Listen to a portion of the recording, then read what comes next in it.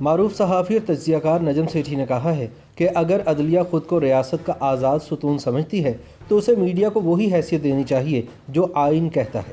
اس حوالے سے نئے چیف جسٹس عمر عطا بندیال کی جانب سے میڈیا پر کی گئی تنقید اور ایگزیکٹو کو میڈیا کے پر اترنے کا کہنا ناقابل قبول ہے۔ فرائیڈے ٹائمز کے لیے اپنے تازہ ایڈیٹوریل میں نجم سیٹھی کہتے ہیں کہ پاکستان کے نئے چیف جسٹس عمر عطا بندیال کا بار اور بینچ کے سامنے پہلا خطاب لائق کے تبصرہ ہے۔ ان کا ماننا ہے کہ میڈیا کو عدالتی فیصلوں پر تنقید کرنے کا حق حاصل ہے، لیکن حکومت وقت کو اسے ججوں کو بدنام کرنے اور سکینڈلائز کرنے سے روکنا چاہیے۔ وہ خاص طور پر سوشل میڈیا پلیٹ فارمز پر عدلیہ کے بارے میں بالعموم اور بعض ججوں کے بارے میں آزادانہ اور بعض اوقات ذاتی تبصروں سے بالخصوص ناراض دکھائی دیتے ہیں، لیکن جج صاحب کو فوری نتیجے پر پہنچنے سے پہلے کچھ نکات پر غور کرنا چاہیے۔ سیٹھی کا کہنا ہے کہ پاکستان کی عدلیہ کسی طور اچھائی اور انصاف کا نمونہ نہیں ہے۔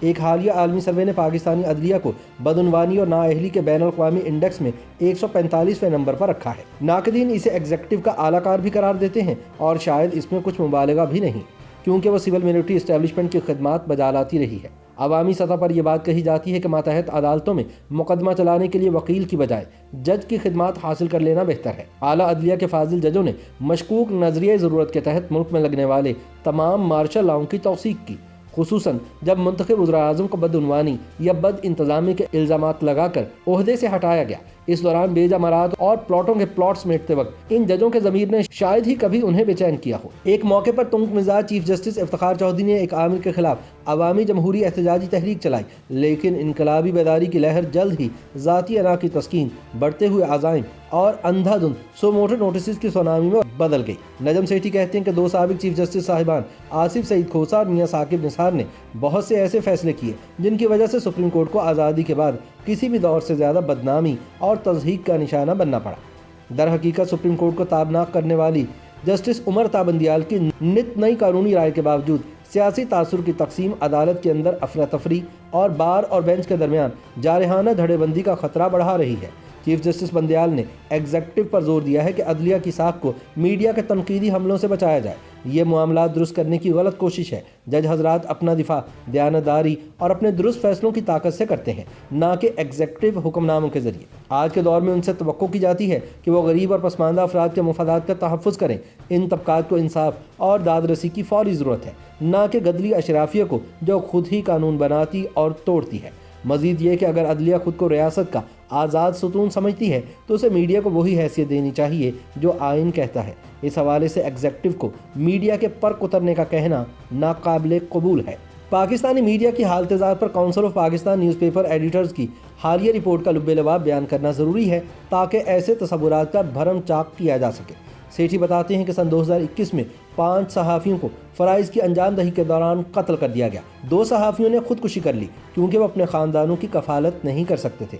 7 صحافی ٹارگٹ حملوں میں زخمی ہو گئے، 4 شدید زخمی ہوئے، 28 صحافیوں پر حملے کیے گئے، 4 گم ہو گئے۔ بہت سو کو حکومت کے میڈیا ٹرولز نے آن لائن ہراساں کیا، 10 پر FIR کٹوائی گئی اور انہیں گرفتار کر کے پولیس اسٹیشنوں میں لے جایا گیا۔ میڈیا ہاؤسز ٹی وی چینلوں کو زبردستی بند کیا گیا، انہیں پیمرا کی طرف سے نوٹسز بھجوائے گئے اور بھاری جرمانے بھی عائد کیے گئے۔ اس کے علاوہ انہیں خبریں سینسر کرنے پر مجبور کیا گیا۔ کئی ایک صحافی پاکستان سے فرار ہونے پر مجبور ہوئے، ان میں سے 2 کا تعاقب کر کے بیرون ملک میں جان سے مار دیا گیا، جبکہ ایک کے قتل کا کانٹریکٹ ابھی فعال ہے جو قاتلانہ حملے سے بال بال بچا ہے۔ نجم سیٹھی کہتے ہیں کہ ان حالات میں ممکن ہے کہ محترم چیف جسٹس اپنے تصورات پر نظر ثانی کرنا چاہیں کہ حکومت یا اسٹیبلشمنٹ کو کیچڑ اچھالنے اور اختلاف کرنے والے صحافیوں کی زبان بند کر دینی چاہیے۔ جسٹس بندیال بہت پریشان کن حالات میں ملک کی اعلیٰ عدلیہ کا اعلیٰ ترین منصب سنبھال رہے ہیں۔ اب تک عدلیہ نے کھل کر عمران خان کا تحفظ کیا ہے۔ اس کے فیصلوں سے موجودہ وزیر اعظم کی حمایت کا تاثر مضبوط ہوا ہے۔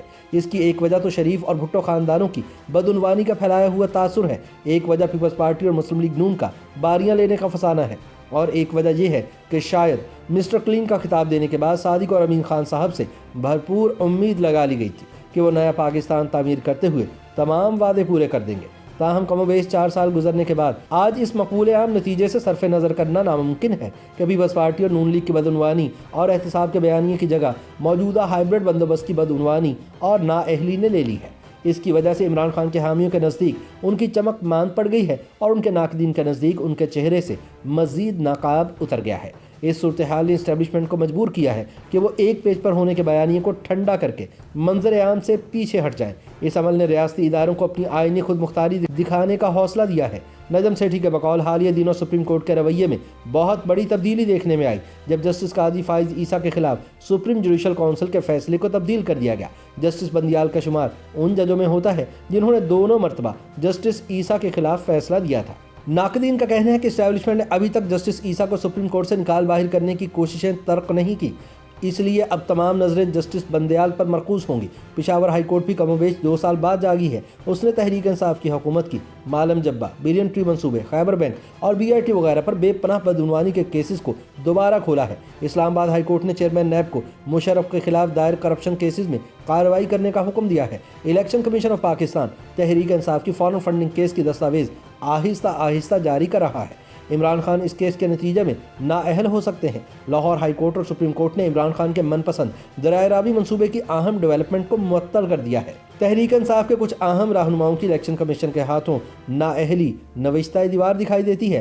یہ پیش رفت حنیف عباسی کی عمران خان کے خلاف سن 2018 کی نااہلی کی درخواست اور اس کے نتائج سے مختلف ہے۔ اس وقت اسلام آباد ہائی کورٹ نے حنیف عباسی کی درخواست کو صادق اور امین کے ترازو پر تول کر مسترد کر دیا تھا کہ شادی کے بغیر کسی بچی کا باپ بننا اور اسے اپنی بیٹی تسلیم نہ کرنا ذاتی معاملہ ہے نہ کہ قانونی۔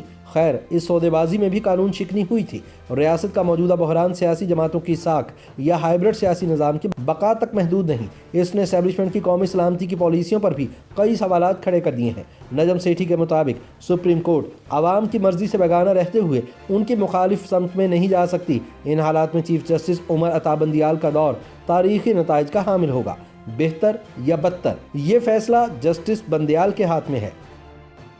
YouTube پر گوگلی نیوز دیکھنے کے لیے youtube.com کی سرچ بار میں گوگلی نیوز TV ٹائپ کریں۔ گوگلی نیوز کے پیج پر سرخ رنگ کے سبسکرپشن والے بٹن پر کلک کرنا نہ بھولیے۔ YouTube پیج پر اپلوڈ ہونے والی ویڈیوز سے باخبر رہنے کے لیے بیل آئیکن پر کلک کیجیے۔ آپ کو ہر نئی ویڈیو کے بارے میں نوٹیفیکیشن موصول ہو جائے گا۔